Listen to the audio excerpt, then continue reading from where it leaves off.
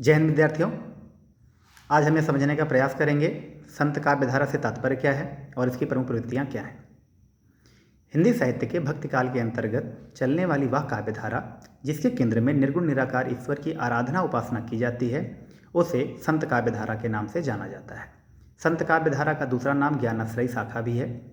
इस काव्यधारा के प्रमुख कवियों में रैदास, कबीरदास, सुंदरदास, दादू दयाल, मलूकदास, गुरु नानक देव एवं अर्जुन सिंह आदि आते हैं। इस काव्यधारा की प्रमुख रचनाओं की बात करें तो बीजक, हरडेवानी, रहिरास, सोहिला, भक्ति विवेक, ज्ञान बोध, रत्नखान आदि हैं।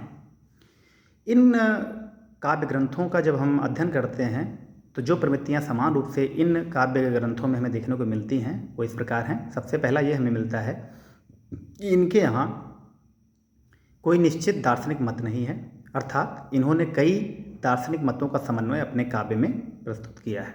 जैसे इन्होंने शंकर के अद्वैतवाद को भी अपनी रचनाओं में स्थान दिया है। कबीरदास लिखते हैं, जल में कुंभ है, कुंभ में जल, बाहर भीतर पानी, फूटा कुंभ जल जल ही समाना, यह तत् की हो ज्ञानी। इसी प्रकार वैष्णवों का प्रपत्तिवाद भी हमें देखने को मिलता है कि मेरा मुझ में कुछ नहीं, जो कुछ है सब तोर, तेरा तुझको सौंपते, क्या लागे है मोय। इसी प्रकार आप नाथ संप्रदाय का हठ योग और सूफियों का तसव्वुफ दर्शन भी इनके यहाँ स्पष्ट रूप से देख सकते हैं। दूसरी प्रवृत्ति जो हमें यहाँ इनके यहाँ देखने को मिलती है वो है निर्गुण ब्रह्म की उपासना। अब निर्गुण ब्रह्म की उपासना से तात्पर्य यह नहीं है कि उसमें कोई गुण नहीं है, वो गुणहीन है, नहीं, वो गुणों से परे है। गुणों से परे होने का तात्पर्य यह है कि उसमें कोई एक निश्चित गुण नहीं है, अपितु सारे गुणों का समावेश है। और यही कारण है कि निर्गुण निराकार ईश्वर की जो आराधना उपासना है वो कोई बड़भागी ही बता सकता है। जैसा मलूकदास ने लिखा है कि कहत मलूक निर्गुण को गुण कोई बड़भागी गावे। इसलिए इसका तात्पर्य यही है कि वो गुणों से परे है, वो किसी एक निश्चित गुणधर्म में बंध नहीं सकता है और यही कारण है कि वो अवतार नहीं लेता है। और यही कारण है कि निर्गुण निराकार ईश्वर की आराधना उपासना में अवतारवाद का खंडन किया जाता है। तीसरी प्रवृत्ति आपको देखने को मिलती है कि सद्गुरु का बहुत महत्व है और कारण वही है कि निर्गुण निराकार ईश्वर की आराधना उपासना करनी है और उस ईश्वर का साक्षात्कार कराना है जो जन्म नहीं लेता है। ऐसे में गुरु का महत्व बहुत ज़्यादा बढ़ जाता है। और आपको कबीर का वो दोहा बिल्कुल जुबानी याद होगा कि गुरु गोविंद दो खड़े काके लागू पाए, बलिहारी गुरु आपने जिन गोविंद दियो मिलाए। तो सद्गुरु का महत्व भी यहाँ पर आपको देखने को मिलता है। चौथी प्रवृत्ति आपको ये देखने को मिली, बाह्याडंबरों का बड़ा विरोध है। यहाँ अपने ईश्वर की आराधना उपासना के लिए बाहरी आवरण का या बाहरी दिखावेपन का कोई भी समर्थन नहीं देखने को मिलता है, अपितु बहुत प्रखर विरोध देखने को मिलता है। और आपको वो पंक्तियाँ बिल्कुल याद आ रही होंगी कि कांकर पाथर जोड़ के मस्जिद लई चुनाए, ताचड़ बुलना बाग दे, का बहरा हुआ खुदाए। या आपको ये याद आ रहा होगा कबीरदास का कि पाथर पूजे हरि मिले तो मैं पूजूं पहाड़, ताते या चाकी भली पीस खाए संसार। तो इस प्रकार बाह्याडंबरों का भी विरोध है।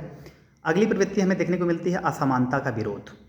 जो व्यक्ति व्यक्ति में भेद करे, इस बात को संत काव्यधारा बिल्कुल सिरे से नकार देती है। और यही कारण है कबीरदास कहते हैं कि जो तू बाभन बभनी जाना जाया, आन बाट होए क्यों नहीं आया, जो तू तुर्क तुर्कनी जाया, भीतर खतना क्यों नहीं कराया। उन्होंने साफ साफ ये भी कहा है कि जाति पाति पूछे नहीं कोई, हरि को भजे सो हरि का होई। तो इस प्रकार सारी असमानताओं का विरोध भी हमें संत काव्यधारा में देखने को मिलता है। अगली प्रवृत्ति आप देखने को क्या मिलती है कि सांप्रदायिकता का विरोध यहाँ पर देखने को मिलता है। यहाँ स्पष्ट रूप से वो कहते हैं कि हिंदू कहें राम हमारा, मुसलमान रहीमाना, आपस में दोनों लड़ते हैं, मरम को नहीं जाना। तो स्पष्ट रूप से सांप्रदायिकता का भी विरोध आपको यहाँ पर देखने को मिलता है। अगली प्रवृत्ति जो देखने को मिलती है वो माया का विरोध है। माया का तात्पर्य यहाँ पर अविद्या से है। वो उस अविद्या का विरोध करते हैं जो ईश्वर के साक्षात्कार में बाधक बनती है। इस प्रकार ये प्रमुख प्रवृत्तियाँ हैं जो आपको कहाँ पे मिलेंगी, संत काव्यधारा की रचनाओं में निहित मिलेंगी।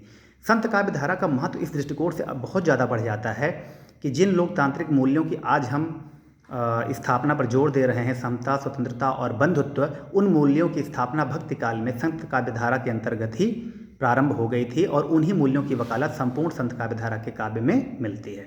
तो इस प्रकार यह एक संक्षिप्त वर्णन है हिंदी की संत काव्यधारा का।